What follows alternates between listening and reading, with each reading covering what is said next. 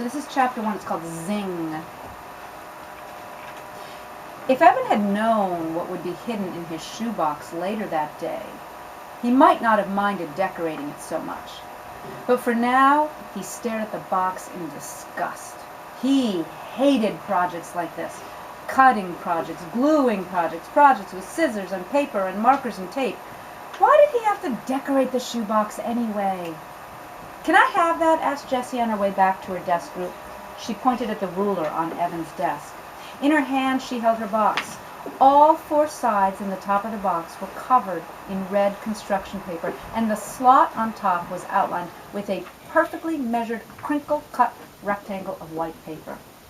"Why, aren't you done?" asked Evan. "No," said Jessie. "I made spirals for the sides and flowers and hearts for the top." Evan looked over at her desk, which was in the group next to his. Lined up in neat rows were 4 perfect paper spirals, 4 curly paper rosettes, and 20 identical paper hearts. Jessie's decorations were so precise, they looked like they came from a factory. Here's a little picture of her decorations that are so perfect. It was at times like this that Evan wished his little sister wasn't in the same 4th grade class with him.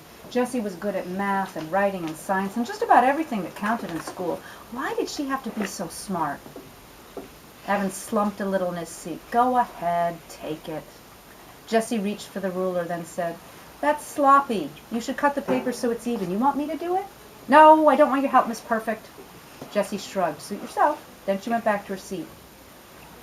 "What are you going to put on your box?" asked Megan, who was returning to her desk on the other side of the room after showing her box to their teacher, Mrs. Overton. Her long ponytail swung from side to side as she walked up to his desk. Evan felt his face go hot. It was bad enough that his shoebox looked like nothing. Now Megan Moriarty had to go and notice it.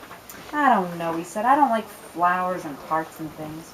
"Me neither," said Megan. "I put pictures of cats all over mine. See? This one looks like Langston." Megan pointed to a picture on her box that looked almost exactly like Mrs. Overton's cat. He was a 21-year-old gray Persian who was seriously overweight. There were laminated pictures of Langston posted all over the classroom. In every picture, Langston looked like he'd just coughed up a hairball. "There's some sports magazines in the reuse it bin," said Megan. "You want to see if there are any pictures of basketball players?"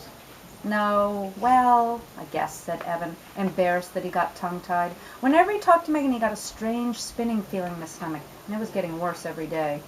Evan walked over to the reuse it bin. It turned out that there were tons of photos of basketball players, including one of Evan's favorite, Rajon Rondo, who was famous for having played the 4th quarter of a playoff game one-handed after he dislocated his elbow in the 3rd. Evan quickly cut out 5 photos and stuck them on the 4 sides and top of his box. "Done," he said, putting the cap back on his glue stick and shoving his markers into his desk. Now I'm going to jump to a Jessie.